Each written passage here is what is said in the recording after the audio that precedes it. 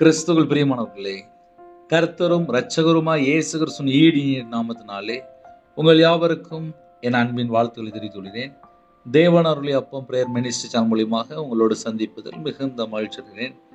தினம்தோறும் இரவு நேரத்திலே பரிசுத்த வேதாந்தத்தின் ஒரு பகுதியை தியானித்து நம்முடைய குடும்ப பாதுகாப்பிற்காக நாம் ஜெபித்துகிறோம். தூங்கும் முன்பாக கேளுங்கள். 1 ராஜாக்கள் 11ஆம் அதிகாரம் 9-11 ஆகிய வசனங்கள். ஆகையால் இஸ்ரவேலின் தேவனாய் கர்த்தர் சாலமோனுக்கு 2 விசை தரிசனமாகி அந்நிய தேவர்களை பின்பற்ற வேண்டாம் என்று கட்டளையிட்டு இருந்தும் அவன் கர்த்தரை விட்டு தன் இருதயத்தை திருப்பி அவர் கற்பித்ததை கைக்கொள்ளாமல் போனதினால் கர்த்தர் அவன் மேல் கோபமானார். ஆகையால் கர்த்தர் சாலமோனை நோக்கி, நான் உனக்கு கட்டளையிட்ட என் உடன்படிக்கையையும் என் கட்டளைகளையும் நீ கைக்கொள்ளாமற் போய் இந்த காரியத்தை செய்தபடியினால் ராஜ்யபாரத்தை உன்னிடத்திலிருந்து பிடுங்கி அதை உன் ஊழியக்காரனுக்கு கொடுப்பேன். ஹல்லேலூயா. கிறிஸ்துவுக்குள் பிரியமானவர்களே, ஒரு குடும்பத்திலே பிரச்சனை வர்றதுக்கு முன்பாக தேவன் கர்த்தருடைய பிள்ளைகளோட பேசுவார். கடைசி காலத்திலே நம்ம வாழ்ந்து கொண்டிருக்கிறோம். கர்த்தருடைய ஆவியானவர் 2 முறை தரிசனமாகி சாலமோன் ராஜாவுக்கு அந்நிய தேவர்களை பின்பற்ற வேண்டாம் என்று கட்டளை இட்டிருந்தார். ஆனா சாலமோன் ராஜா கேட்கல. இப்ப இந்த இரவு நேரத்திலே நம்ம வாழ்க்கையில் உள்ள காரியங்கள் எப்போ பிரச்சனை ஆரம்பிக்கும், சில நேரத்துல ஏன் நம்மளுடைய வாழ்க்கையில பிரச்சனை வந்தது அப்படின்னு நிறைய குடும்பத்துல கேள்விக்கு மேல கேள்வி மட்டும் உள்ள இருக்கும். ஆனா பதில் கிடைக்காது. சில குடும்பத்துல இப்ப என்ன நடக்கும் அப்படின்னா, இதயத்துல நிறைய கேள்வி இருக்கும். நான் அவங்கள்ட்ட போய் ஜெபம் பண்ணிட்டேன், ஆனா எனக்கு இன்னும் நடக்கல அப்படின்னு நிறைய காரியங்கள் யோசித்துக்கிட்டே இருப்பாங்க. அது ஏன் அப்படின்னு சொல்லி கேட்டா அவங்களுக்கு தெரியாது. ஆனால் சாலமோன் ராஜாவுக்கு கர்த்தர் 2 விசை தரிசனமாகி 2 முறை தரிசனமாகி 2 தடவை தரிசனமாகி. ஒரு மனுஷனுக்கு 2 தடவை எச்சரிக்கை கொடுத்தா போதாதா? நம்ம நார்மலா யோசித்து பார்ப்போமே. நம்ம வீட்டுல பிள்ளைகள் இருக்கு, ஒரு முறை சொல்லி பார்ப்போம், 2 முறை சொல்லி பார்ப்போம், அப்புறம் நம்மளே சொல்லிடுவோம், கேட்க மாட்டேங்குப்பா, ஆமா தேவன் தான் பார்க்கணும் அப்படின்னு சொல்லிட்டு முடிச்சிருவோம். சில நேரத்துல வீட்டுல பிள்ளைகள் மேல கோபமா சில வார்த்தையும் பேசிடுவோம். வீட்டுல அடங்கலன்னா அதுக்கு அடுத்த வார்த்தை உங்களுக்கே தெரியும். அப்படின்னு சில வார்த்தைகள் சடக்குன்னு கோபத்துல பேசிடுவோம். அப்படின்னா என்ன அர்த்தம் அப்படின்னா, தேவன் சாலமோன் ராஜாவுக்கு அந்நிய தேவர்களை பின்பற்ற வேண்டாம் என்று தரிசனமாகி சொல்கிறார். அந்த கிஃப்ட் எவ்வளவு பெரிய கிஃப்ட் நம்ம யோசித்து பார்ப்போமே. சொப்பனத்தின் மூலியமாக, தரிசனம் மூலியமாக ராஜாவோட நேரடியா பேசுகிறார். நேரடியா பேசுகிறார். அதான் பெரிய கிஃப்ட். தரிசனத்தின் மூலியமாக தேவன் நேரடியா பேசும்போது 2 முறை பேசினதுக்கு அப்புறமும் வசனம் தெளிவாக எழுதப்பட்டிருக்கு. அவன் கர்த்தரை விட்டு தன் இருதயத்தை திருப்பி. பிரச்சனை எப்பம்பா ஆரம்பிக்கு அப்படின்னா, அவன் செய்யறத செஞ்சுட்டே தான் இருக்கான் அப்படிம்பாங்க. அதே போல சாலமோன் ராஜா என்ன பண்ணிட்டு இருக்காரோ அதை தொடர்ந்து செஞ்சுட்டே தான் இருக்காரு. அவரு மனம் திரும்பலை. அதுக்கு மாறாக அவன் கர்த்தரை விட்டு தன் இருதயத்தை திருப்பி. இப்ப சாலமோன் ராஜனுடைய வாழ்க்கையில எப்ப பிரச்சனை ஆரம்பிச்சது அப்படின்னா, அவன் கர்த்தரை விட்டு தன் இருதயத்தை திருப்பி. என் இருதயத்துக்குள்ள இயேசு கிறிஸ்து இருந்தா மட்டும்தான் ஆசீர்வாதம். ஒரு குடும்பத்திலே விடுதலை வேணுமா, ரட்சிப்பு வேணுமா, ஆசீர்வாதம் வேணுமா, சமாதானம் வேணுமா, சந்தோஷம் வேணுமா, எது வேணும்னாலும் உங்க வீட்டுக்குள்ள முதல்ல இயேசு வரணும். இயேசு வந்தால் வீட்டில் ஆசீர்வாதம். இயேசு வராம வீடு எப்படி ஆசீர்வாதமா மாறும்? நம்ம நார்மலா யோசித்து பார்ப்போமே. ஏன்னா சில குடும்பத்துல ஆசீர்வாதம் வேணும்னு சொல்லி ரொம்ப ஆசைப்படுவாங்க. ஆனால் அவங்களுடைய வாழ்க்கையில பார்த்தா சில தவறான காரியங்கள், தவறான ஃப்ரெண்ட்ஷிப்பு, தவறான நபரு, அப்படி நிறைய பாயிண்ட் சொல்லிட்டே இருக்கலாம். சில குடும்பத்துல யார் சொன்னாலுமே கேட்க மாட்டாங்க. மனைவி சொன்னாலும் கேட்க மாட்டாங்க, அம்மா அப்பா சொன்னாலும் கேட்க மாட்டாங்க, பாஸ்டர் சொன்னாலும் கேட்க மாட்டாங்க. அவங்க செய்யறத தொடர்ந்து செய்வாங்க. அப்படின்னா என்ன பிரதர் அர்த்தம் அப்படின்னா, அவங்க உலக வழிபாடுகளுக்குள்ளேயோ இல்ல அந்நிய தேவர்களை பின்பற்றியோ இல்ல விக்கிரகாரனுக்குள்ள போயோ கர்த்தரை விட்டு தள்ளி போயாச்சுனாலே அவனோட வாழ்க்கையில நிறைய பிரச்சனைகள் ஆரம்பிச்சிடும். நைட் நேரத்துல படுத்தா தூக்கம் வரணும்னு சொல்லி நிறைய குடும்பத்துல யோசிப்பீங்க. ஆனால் நம்ம என்ன தெரியுமா யோசித்து பார்க்கணும், அந்நிய தேவர்களை பின்பற்ற சில சுபாவங்களோ காரியங்களோ நம்ம வாழ்க்கையில எங்கேயாவது இருக்கா அப்படின்னு மட்டும் முதல்ல செக் பண்ணி பார்த்துடணும்.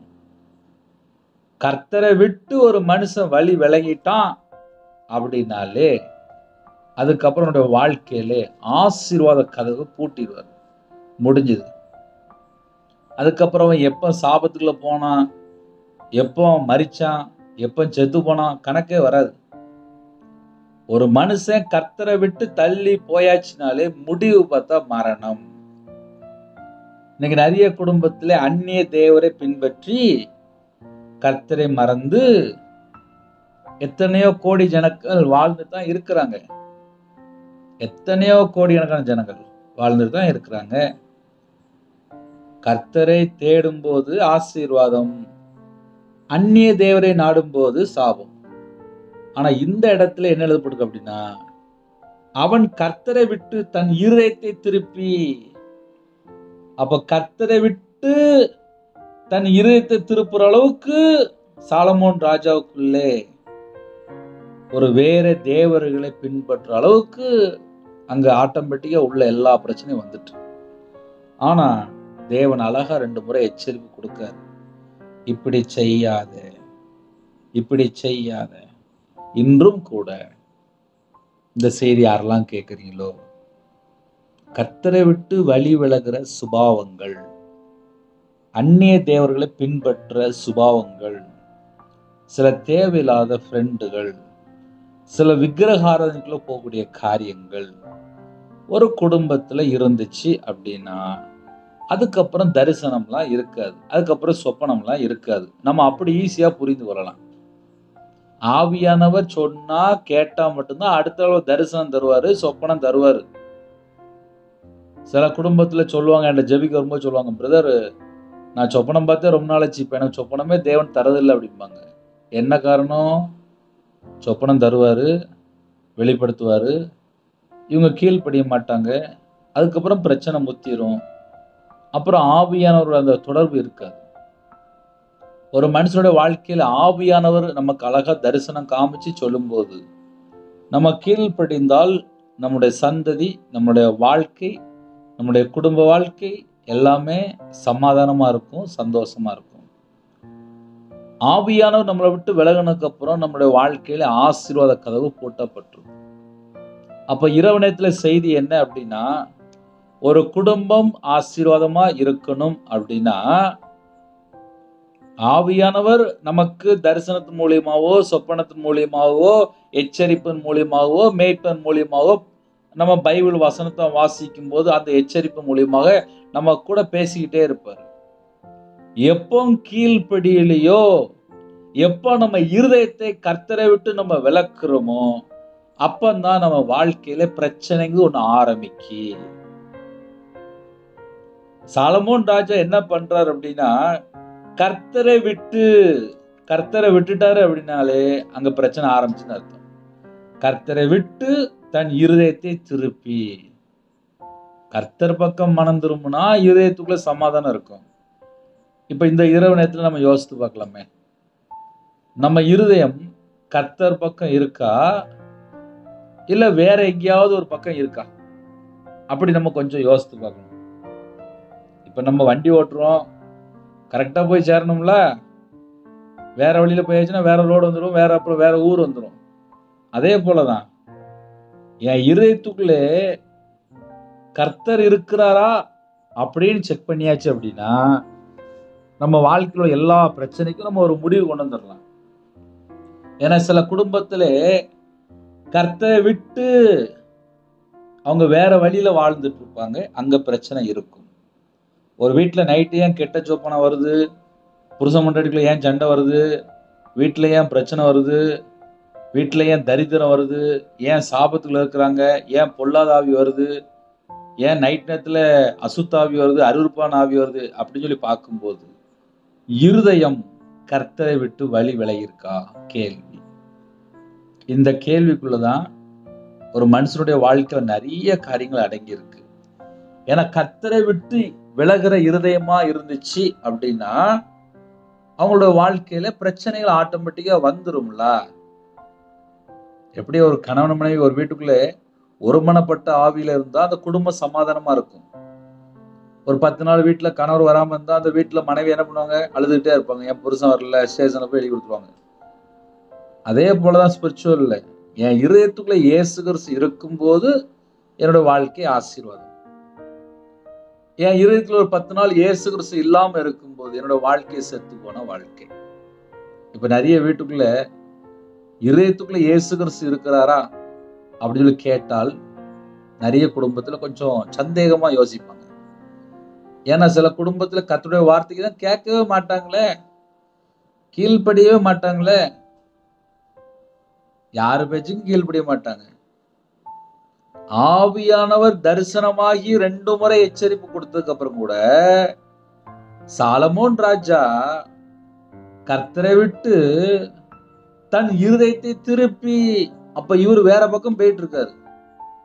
பிரச்சனை எங்க ஆரம்பிக்கு அப்படின்னா தன் இருதயத்தை வேற பக்கம் திருப்பியாச்சு அப்படின்னாலே அங்க கர்த்தர் இருக்க மாட்டார். கர்த்தருடைய பிள்ளைகள் சத்தியத்தை அறிந்து கொள்ளணும். ஐயா நான் காலையில சர்ச்சுக்கு போயிட்டு வந்துட்டேன், சரி சர்ச்சுக்கு போயிட்டு வந்துட்டீங்கப்பா, சரி போயிட்டு இருந்ததுக்கு என்ன பண்ணிய அப்படி யோசித்து பார்ப்போமே. இஷ்டம் போல நாடகம் பார்க்கறது, படம் பார்க்கறது, வெளியில போறது, அப்புறம் அந்நிய தேவர்களை பின்பற்ற போறது, அப்புறம் உலக வழிபாடுகளுக்கு போறது, விக்கிரகாரங்களுக்கு போறது. சில குடும்பத்துல மாந்திரியம் பண்ண பேர் தாங்க. எத்தனை காரியம் இருக்கு. இப்படிலாம் எங்கேயாவது ஒரு மனுஷன் கர்த்தரை விட்டு வேற பக்கம் திரும்பி போகும்போது அவங்களோட வாழ்க்கையில எல்லா உபத்திரம், எல்லா பிரச்சனை, எல்லா போராட்டம் வீட்டுக்குள்ள ஆட்டோமேட்டிக்கா உள்ள வந்துடும். அதனால இரவு நேரத்துல செய்தி என்ன அப்படின்னா நீங்களே புரிந்து கொள்ளலாம். கர்த்தரை விட்டு தன் இருதயத்தை திருப்பி, அந்த ஒரு வேர்டு தான் இன்னைக்கு நமக்கு செய்தி. அந்நிய தேவர்களை பின்பற்ற வேண்டாம் அப்படின்னு சொல்லி கட்டளையிட்டாருப்பா, தரிசனமாய் கட்டளையிட்டாரு. இப்போ சொப்பனம் பார்க்கறவங்க, தரிசனம் பார்க்கறவங்களுக்கு ஆவியான அழகா ஒரு காரியத்தை 2 முறை எச்சரிப்பு கொடுப்பாரு. நம்ம மக்கள் என்ன பண்ணுவாங்க அப்படின்னா அசால்ட்டா எடுத்துக்குவாங்க.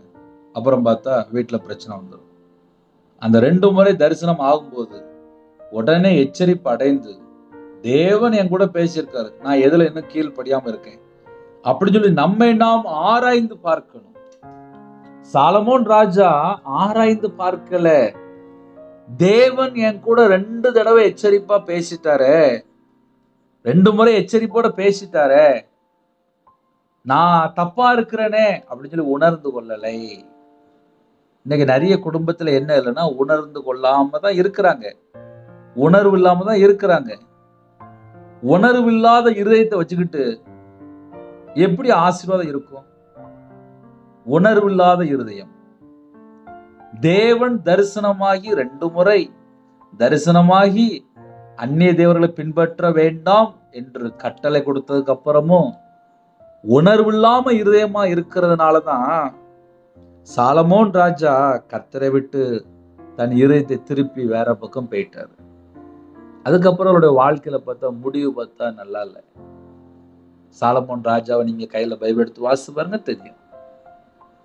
நமக்கு இன்னைக்கு என்ன செய்தி அப்படின்னா, எச்சரிப்பு கொடுத்து பல முறை கடிந்து கொண்டு ஆவியானவர் உணர்த்தினதுக்கு அப்புறம் கூட உணர்வு இல்லாத இருதயமா இருக்குமானால் கர்த்தரை விட்டு தன் இருதயத்தை திருப்புகிற இருதயமா இருக்குமானால் கர்த்தர் கூட இருப்பாரா? அந்நிய தேவர்களை பின்பற்றும் போது கர்த்தர் கூட இருப்பாரா? நான் சர்ச்சில் வேலை பார்க்கும்போது ஒரு குடும்பம் உண்டு. ஞானஸ்தானம் எடுத்த குடும்பம் தான், குடும்பமா ஞானஸ்தானம் எடுத்துட்டாங்க. ஆனால் அந்த வீட்டில் உள்ள ஒரே ஒரு பையன் மட்டும் மறுபடியும் பழைய வாழ்க்கைக்குள்ளே போயிட்டான். அந்நிய தேவரை நாடி போயிட்டான், உலக வழிபாடுகளுக்கு போயிட்டான், விக்கிரகாரங்களுக்குள்ள போயிட்டான். அந்த தாய் கண்ணீர் வடிப்பாங்க. ஐயா, என் பையன் ஞானஸ்தானம் எடுத்த பையன் தான் ஐயா, சொல்லி பார்த்தேன் கேட்க மாட்டேங்கான் ஐயா, என்ன செய்யன்னு தெரியல ஐயா, என் பையன் வாழ்க்கை ரொம்ப மோசமா இருக்கு, விக்கிரத்தினுடைய ஆவியினால தாக்கப்பட்டிருக்காயா, ரொம்ப மோசமா இருக்கு, ரொம்ப மோசமா இருக்கு அப்படின்னாங்க. ஆனால் அந்த மகனுடைய வாழ்க்கை மிகுந்த ஒரு மோசமான ஸ்டேஜ்ல போயிட்டான். இந்த இரவு நேரத்திலே நம்ம என்ன யோசித்து பார்க்கணும் அப்படின்னா, எத்தனை வீட்டுல தாய்மார்களுக்கு சொப்பனம் தராரு, எத்தனை குடும்பத்துல ஆவியானவங்களோடு பேசி கொண்டிருக்கிறாரு. 2 முறை தான் எச்சரிக்கை கொடுப்பாரு. 2 டைம் பைபிள்ல ரெக்கார்ட் இருக்கு. மனம் திரும்பினால் ரட்சிப்பு. இல்ல பிரதர், நான் என் வீட்டுல சொல்லிட்டேன், அவங்க கேட்கல, அவங்க கேட்கல, நான் சொல்லிட்டேன் அவங்க கேட்கல. 2 முறை எச்சரிக்கை கொடுப்பாரு. அதுக்கப்புறம் நேரா தண்டனை ஆட்டோமேட்டிக்கா உள்ள வந்துடும். கர்த்தரை விட்டு தன் இருதயத்தை திருப்பி, கர்த்தரை விட்டாச்சு அப்படின்னாலே அதுக்கப்புறம் எங்களோட வாழ்க்கை தனிமை தான். அந்நிய தேவரை நாடும்போது அப்புறம் என்ன ஆசீர்வாதமா இருக்கும்? விக்கிரகம் உள்ள போகும்போது சாபம் தான் உள்ள வரும். அதனால ஒரு குடும்பத்திலே ஆசீர்வாதம் வேணும் அப்படின்னா, கர்த்தர் நமக்கு என்னெல்லாம் கற்பித்தாரோ, என்னெல்லாம் கைக்குள்ள போதிச்சாரோ, எப்படிலாம் வாழுன்னு சொல்லி நமக்கு போதிச்சாரோ, அந்த வழியில வாழ்ந்தா மட்டும்தான் ஆசீர்வாதம். அதுக்கப்புறம் கர்த்தர் அவன் மேல் கோபமானார் அப்படின்னு சொல்லி எழுதப்பட்டிருக்கு. சாலமோன் ராஜா மேல கர்த்தர் கோபமானாராம். ஏன்னா சாலமோன் ராஜா என்ன தப்பு பண்ணார் அப்படின்னா, கர்த்தருடைய வார்த்தைக்கு கீழ்ப்படியில, தரிசனமாய் சொல்றாரு கீழ்ப்படியில, அந்நிய தேவர்களை பின்பற்ற வேண்டாம்னு சொன்னாரு கீழ்ப்படியில, கர்த்தருடைய சத்தத்துக்கு, கர்த்தருடைய கட்டளைக்கு, கர்த்தருடைய கற்பனைக்கு கீழ்ப்படியல. அதுக்கு மாறாக கர்த்தரை விட்டு தன் இருதயத்தை திருப்பிட்டார். அதுக்கப்புறம் கர்த்தர் அவன் மேல் கோபமானார். உடனே அடுத்த வசனம் போட்டிருக்கு, ஆகையால் கர்த்தர் சாலமோனை நோக்கி, நான் உனக்கு கட்டளையிட்ட என் உடன்படிக்கையும் என் கட்டளைகளையும் நீ கை கொள்ளாமற் போய் இந்த காரியத்தை செய்தபடியினால் ராஜ்யபாரத்தை உன்னிடத்திலிருந்து பிடுங்கி அதை உன் ஊழியக்காரருக்கு கொடுப்பேன் அப்படின்னு சொல்லி முடிச்சிட்டார். இதுக்கப்புறம் உனக்கு ராஜ்யபாரம் கிடையாதுப்பா, உன் ஊழியக்காரனுக்கு கொடுப்பேன். இப்ப நம்ம இந்த இரவு நேரத்துல யோசித்து பார்க்கலாம்ப்பா. எச்சரிப்பு கொடுத்ததுக்கு அப்புறம் கீழ்ப்படியல அப்படின்னா நம்ம என்ன பொசிஷன்ல இருக்கிறோமோ, எந்த ஸ்டேஜ்ல இருக்கிறோமோ அதை பிடுங்கிடுவாங்க. இதுதான் பைபிள். அதனால இரவு நேரத்துல நிறைய குடும்பத்துல நம்ம நிறைய செய்திகள் கேட்டிருப்போம். இன்னைக்குள்ள செய்தியை நம்ம தியானிக்கும் போது நம்ம இருதயம் கர்த்தரோடு இருந்துச்சு அப்படின்னா ஆசீர்வாதம். கர்த்தரை விட்டு வழி விலகும் போது ஆட்டோமேட்டிக்கா எல்லா பிரச்சனையும் உள்ள வந்துடும். ஒருவேளை கர்த்தரை விட்டு யாராவது தள்ளி வாழ்ந்தால் இந்த செய்தியை கேட்டுட்டு தேவனுடைய பாதப்படியில உபவாசத்தோடு காத்திருந்து ஜெபம் பண்ணுங்க. கர்த்தரிடத்துல மறுபடியும் மனம் திரும்புங்க. அவருடைய சமூகத்துல அர்ப்பணிங்க. கர்த்தர் மட்டும்தான் இன்னைக்குள்ள காரியத்துக்கு மறுபடியும் பேசணும் அப்படின்னா நீங்க தேவனுடைய சமூகத்துல காத்துருங்க. இரவு நேரத்துக்காக ஜெபிக்குவோமா? கண்களை மூடி நாம் ஜெபம் செய்வோம். அன்பின் கர்த்தாவே, நன்றியோடு துதிக்கிறோம், ஸ்துதிக்கிறோம்ப்பா. உம்முடைய பாதத்தில் அர்ப்பணிக்கிறோம். கொடுக்கப்பட்ட ஒவ்வொரு வார்த்தைக்காக ஸ்தோத்திரம். கர்த்தருடைய பிள்ளைகள் கர்த்தரை விட்டு எங்கெல்லாம் வழி விலகி இருக்கிறாங்களோ எங்களுடைய பாவத்தை மன்னிங்க, எங்களோட அக்கிரமத்தை மன்னிங்க. கர்த்தரை விட்டு தள்ளி போற கடினமான இருதயம் யாருக்காவது இருந்துச்சு அப்படின்னா இந்த நாளிலும் பிள்ளைகளோட பேசிருங்க. அவங்களோட வாழ்க்கையில கர்த்தரை விட்டு எங்க தள்ளி போனாங்களோ அந்த எல்லா பாவத்தையும் எல்லாம் மன்னித்து மறுபடியும் உங்க பிள்ளைகளுக்கு இரக்கம் பாராட்டுங்க. அவங்களோட வாழ்க்கையில எந்தெந்த சூழ்நிலையில இணைந்திருக்காங்களோ கர்த்தர் தெரியும்ப்பா. எங்களை மன்னிங்க, எங்களை மன்னிங்க, எங்களை மன்னிங்க. இந்த இரவு நேரத்தில் கொடுக்கப்பட்ட ஒவ்வொரு வார்த்தைக்கா ஸ்தோத்திரம், ஸ்தோத்திரம், ஸ்தோத்திரம். இந்த நாளிலும் யாரெல்லாம் இணைந்திருக்காங்களோ எல்லா குடும்பத்தையும் உங்களுடைய ஜீவன்கள் அர்ப்பணிக்கிறோம். உங்களுடைய ரத்த கொட்டைகளை வேலையடைங்க, மூடி மறைத்து பாதுகாத்துங்க. நிறைய தேவைகள் உண்டு, நிறைய கடன் பிரச்சனை, நிறைய சூழ்நிலை. நாங்கள் முதலாவது கர்த்தர் பக்கம் மனம் திரும்பணும். எங்க இருதயம் கர்த்தருக்கு நேராக மனம் திரும்பணும். எங்க இருதயத்துக்குள்ள உலக காரியமோ, உலக மயக்கமோ, உலகத்துல இச்சையோ, தேவையில்லாம் எந்த ஒரு காரியமா இருக்கக்கூடாதுப்பா. கர்த்தர் வேலையடைங்க. சரீரத்தில் பலவீனத்தோடு படுத்த படுக்கையில், ஹாஸ்பிட்டலில் எந்த குடும்பத்தில் ஜெபிக்கிறாங்களோ கர்த்தருடைய கரம் பிள்ளைகளை தொட்டு பூரண சுகமாக்கி தாங்கப்பா. ஒவ்வொரு குடும்பத்துக்கும் பூரண சுகம் தாங்க. நிறைய குடும்பத்தில் சரீரத்தில் பல பலவீனம், எல்லா பலவீனத்திலும் நீக்கி சுகமாக்கி தாங்க. இந்த மாதத்துடைய எல்லா தேவையில சந்திங்கப்பா. வேலையில் உயர்வு, டிரான்ஸ்ஃபரு, வெளிநாட்டு போகிறதுக்காக, கவர்மெண்ட் வேலைக்காக, ப்ரமோஷனுக்காக எத்தனையோ காரியங்கள். யாரெல்லாம் எந்த காரியத்தில் ஜெபிக்கிறாங்களோ கர்த்தர் நன்மை பெற்றுக்கொள்ள கிருபை செய்யணும். திருமணத்துக்கு ஆயத்தமாக இருக்காங்க, கற்பத்தினிக்கு ஆயத்தமாக இருக்காங்கப்பா. நிறைய குடும்பத்தில் வேலைக்கு ஆயத்தமாக இருக்காங்க, வீடு கட்டுறதுக்கு ஜெபம் பண்ணிட்டு இருக்கிறாங்க. எல்லா விதமான வாசலும் கர்த்தர் திறந்துடணும். உமக்கு பிரியமானபடி வாழ்ந்து ஆசீர்வாதங்களை நாங்கள் பெற்றுக்கொள்ளணும். தேவன் அருளிய அப்போ மினிஷனில் உங்களுடைய கரத்தில் பண்ணிடுவோம். கர்த்தர் பேச ஒரு வார்த்தைக்காக ஸ்தோத்திரம். அப்புரோஜமான ஊழியக்காரம்பா. இணைந்துகிற குடும்பங்களை உங்களுடைய ஜீவனுக்குள்ள பண்ணிக்கிறோம். ஆட்டுக்குட்டியின் ஜீவ புஸ்தகத்திலே அப்போ எங்களுடைய பேர் எழுதப்படணும். தீட்டான காரியமோ, அருவருப்பான காரியமோ, பொய்யான காரியமோ, எந்த காரியம் வந்தாலும் எங்களை மன்னித்து மறுபடியும் மன்னித்து ஆசிரியங்க. இணைந்துகிற குடும்பங்கள் அப்பா தெரிந்து கொள்ளப்பட்ட ஜனமா இருக்கணும்ப்பா, அழைக்கப்பட்ட ஜனமா இருக்கணும்ப்பா, உண்மையுள்ள ஜனமா இருக்கணும்ப்பா. அந்த கிருபை தாங்க. இரவு நேரத்தில் இன்பமான தூக்கம் தாங்க. என்னோட ஆவி உங்களுடைய கருத்தில் பண்ணிடுவோம். அதிக அளவில் எழும்ப கிருபை செய்யுங்க. கட்டளைக்கு கீழ்ப்படிய, கற்பனை கைக்கொள்ள, நன்மை செய்ய, நற்கிரியை செய்ய, தான தர்மம் செய்ய எங்களுக்கு கிருபை தாங்க. பிதாவின் சித்தம் செய்ய, பரிசுத்தமா வாழ, பொய்யான காரியத்தை வெறுத்து அப்பா தேவனுக்கு பிரியமானபடி வாழணும்ப்பா. இந்த உலகத்துல அழிந்து போற எல்லா காரியத்தையும் வெறுக்கணும்ப்பா. எப்பொழுதும் சந்தோஷமா சொல்லியிருக்கீங்க, இடைவிடாமல் ஜெபிக்க சொல்லியிருக்கீங்க, தீமை வெறுத்து நன்மை பின்பற்ற சொல்லியிருக்கீங்க. யாரெல்லாம் இணைந்துக்காங்களோ எல்லா குடும்பத்தையும் உங்களுடைய கரத்தில் அப்படின்னா எப்பொழுதும் ஸ்தோத்திர செலுத்துற பிள்ளைலாம் மாறணும்ப்பா. எங்களுக்கு அந்த கிருபை தாங்கப்பா. உங்க கரத்தில் அர்ப்பணிக்கிறோம்ப்பா. ஜெபிக்கிற எல்லா குடும்பத்தையும் ஆசீர்வதிங்க. உங்க நாம மகிமைப்படுத்தும், உங்க நாம மகிமைப்படுத்தும். இந்த இரவு நேரத்திலே எந்த குடும்பத்துக்குள்ளே குழப்பத்தோடு, பிரச்சனையோடு, நிம்மதி இல்லாமல் ஜெபிக்கிறாங்களோ அவங்களுடைய கண்ணீரை பார்த்து உங்க பிள்ளைகளுக்கு ஒரு விடுதலை கட்டிடுங்க, ரட்சிப்பை கட்டிடுங்க, சமாதானத்தை கட்டிடுங்க, ஆசீர்வாதத்தை கட்டிடுங்க. பரிபூர்ணமான கிருபை தாங்க. என் மீட்பர் உயிரோடு இருக்கிறீங்கப்பா.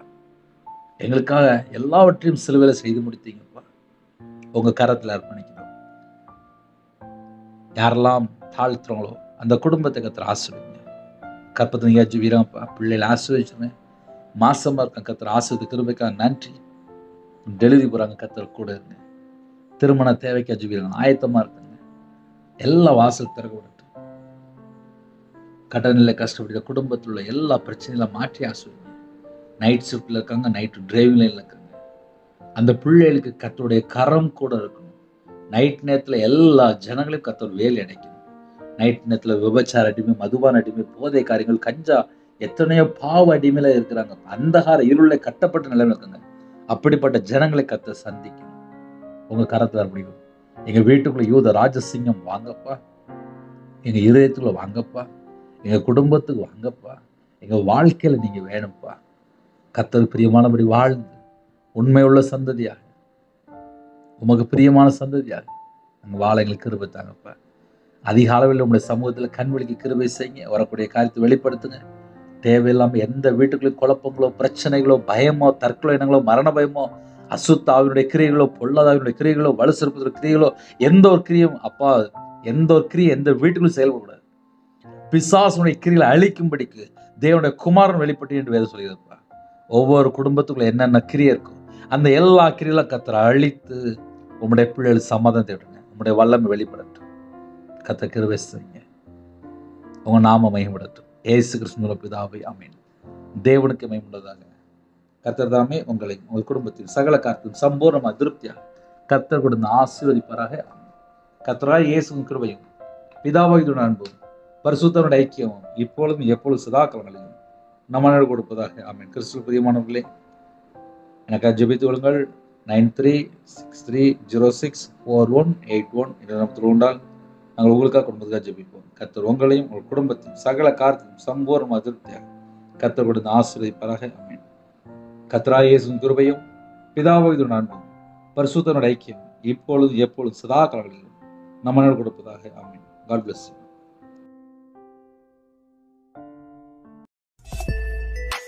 Thanks for watching. Please subscribe our channel. Click the like and share. Click the bell. God bless you.